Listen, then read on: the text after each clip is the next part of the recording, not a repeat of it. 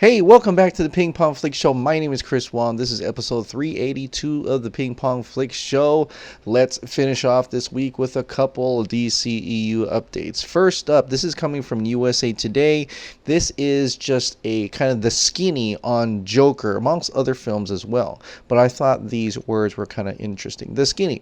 Todd Phillips always liked the villainous Joker's predilection for mayhem, and he sees the new film and a clown for hire's tragic descent into madness as a way to make it a 1970s era character study out of a comic book movie. His star also just happens to be the ultimate get. Phillips says, "My goal wasn't to take Joaquin Phoenix and put him in the comic book universe.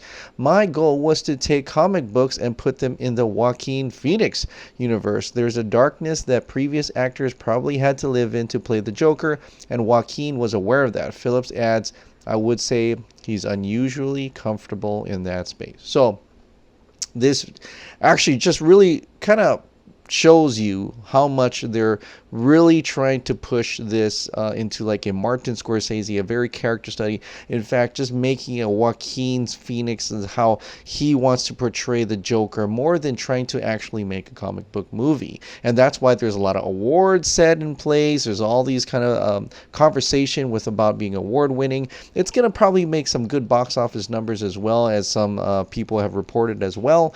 But the likeness, it's going to be very different from what we've seen. But if you think about it, it's probably more in line with like a Martin Scorsese movie, or any of those tragic heroes descent into madness type of movies that you've kind of seen before. Now, I'm talking about it could be like Gone Baby Gone. It could be like one of those other movies that, like Taxi Driver, of course, and it has so many elements of being it could just be a very depressing movie by the end of it. And you're going to have to be prepared for that. This is not a fun comic book movie. This is a hero descent into madness, and that it'll probably come out very depressing towards the end. So be prepared for that type of film. And if you are, then I think you're going to come out probably pretty happy with the type of movie that Joker is going to be. And at least that's how I'm going to be approaching this movie in any case.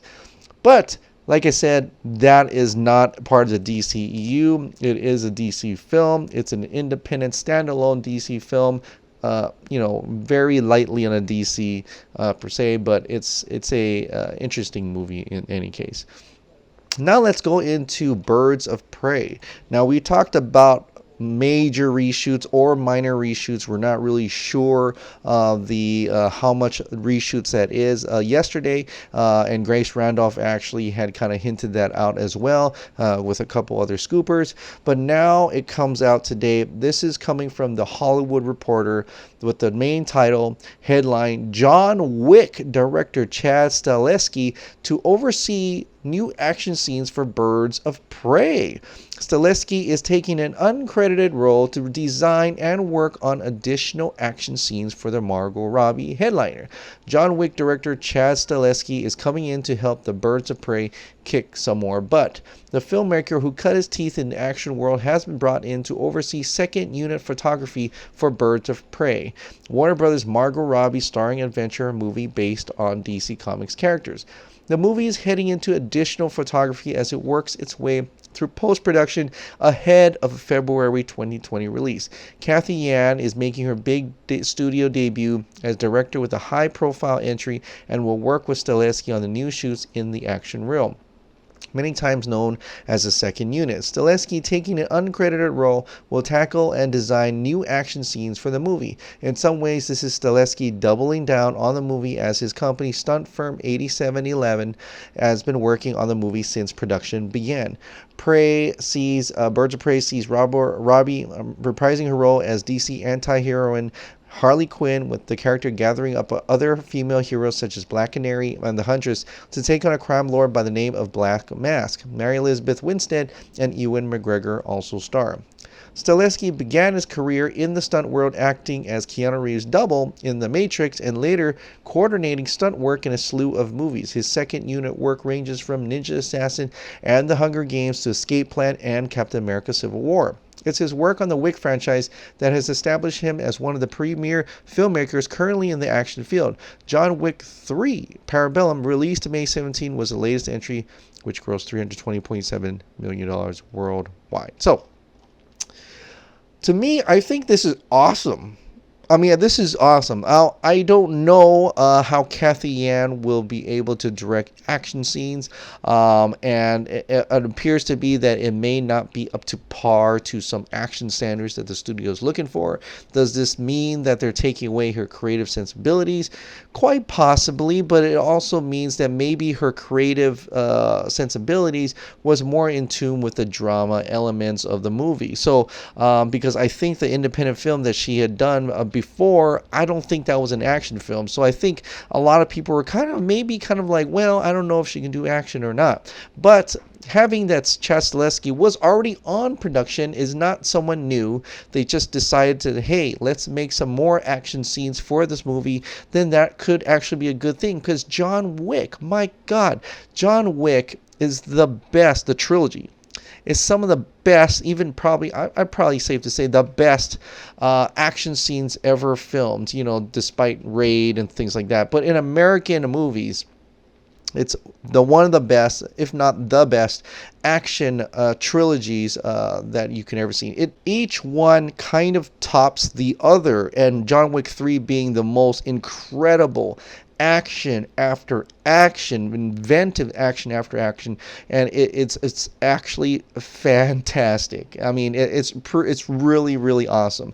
So I am actually excited to hear that Chad Stahelski is working on more of the action scenes for this film. And I remember hearing Chad Stahelski, they brought him in to spruce up the action in Captain America Civil War, which, despite me not caring too much in the movie, I gotta say the action in Captain America Civil War is by far some of the best action scenes you'll see in the Marvel Cinematic Universe before it got really dumbed down, especially the terrible Captain Marvel movie. So I really like this. I love that he's coming in to take on that uncredited role just to design and work on additional action scenes for this movie.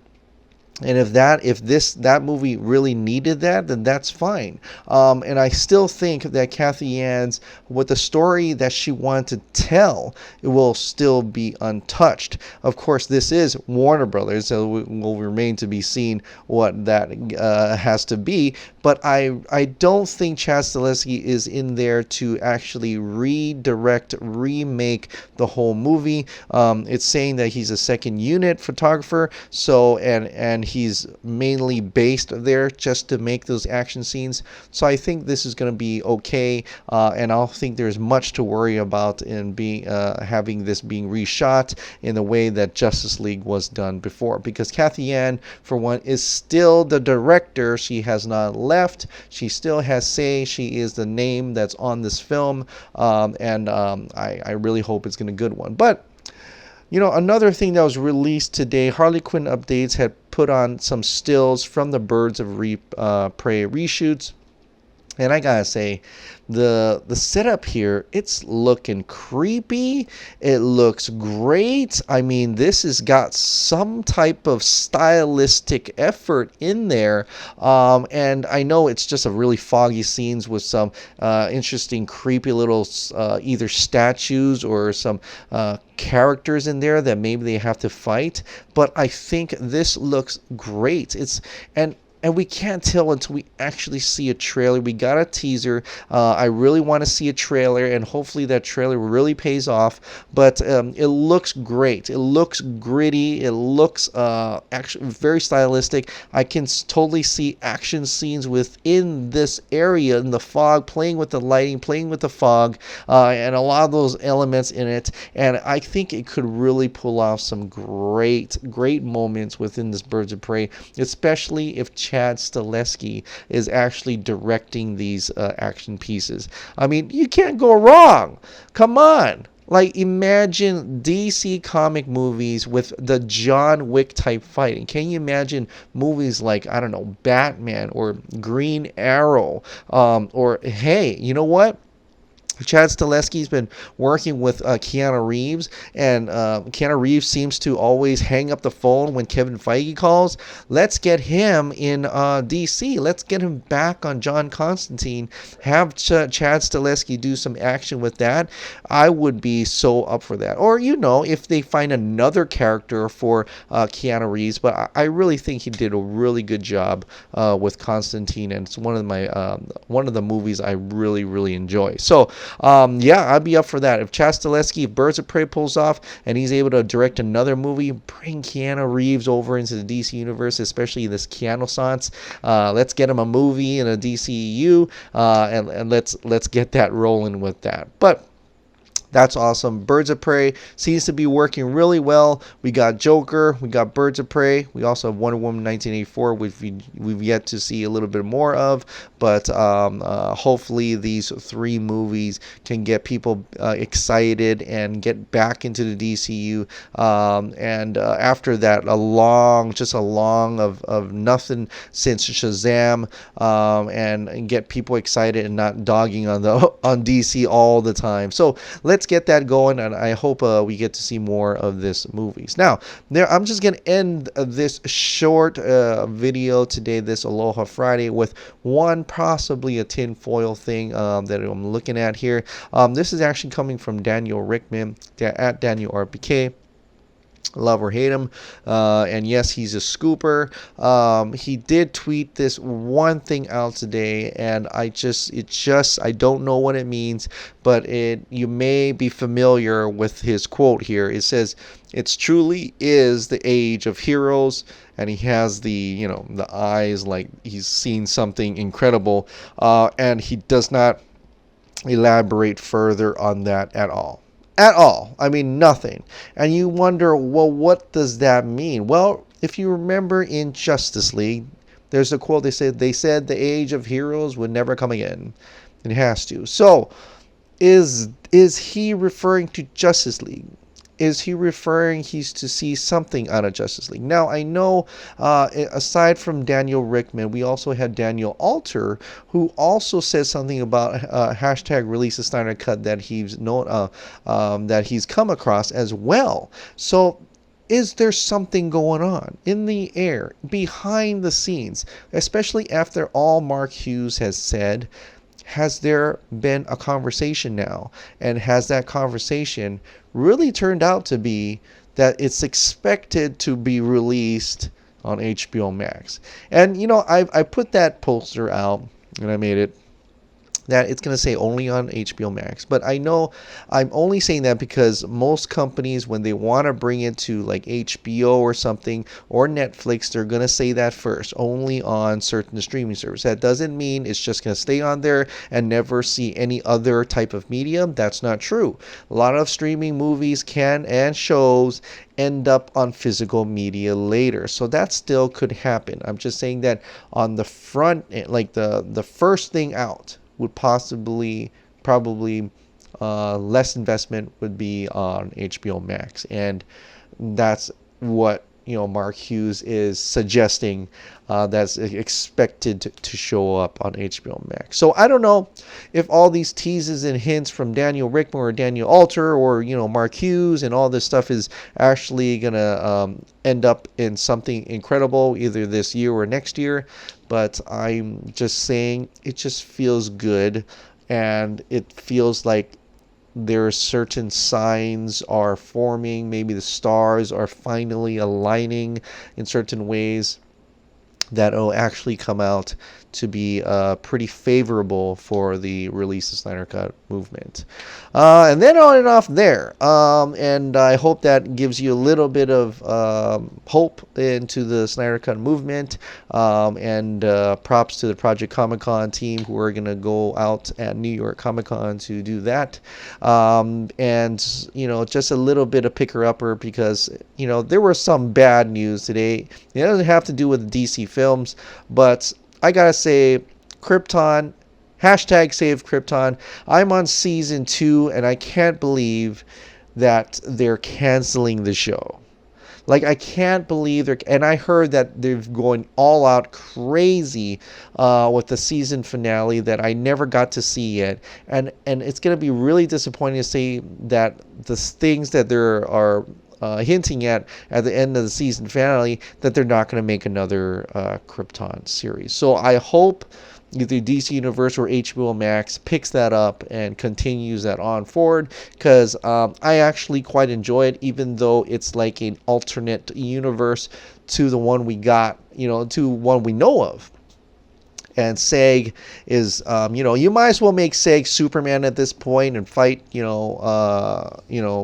certain characters that are being hinted at this point. You might as well. I mean, you're just going to have to alter the time and go back to the beginning again. But I think this is one of the interesting shows that I never thought I'd actually enjoy when you first hear the premise of it.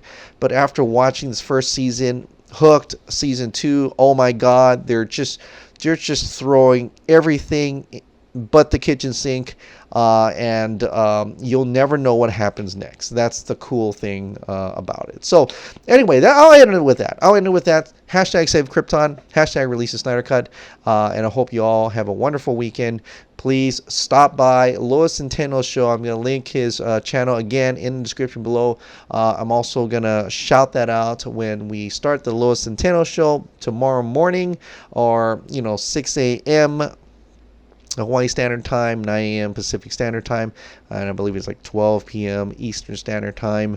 And we're going to be talking about anything and everything, I guess. His first live show episode, and he invited me to it, so I said, yeah, sure, why not? Let's have fun. All right, guys, well, that is it for tonight. I want to thank you so much for subscribing. I want to thank you so much for watching. I'll see you next time.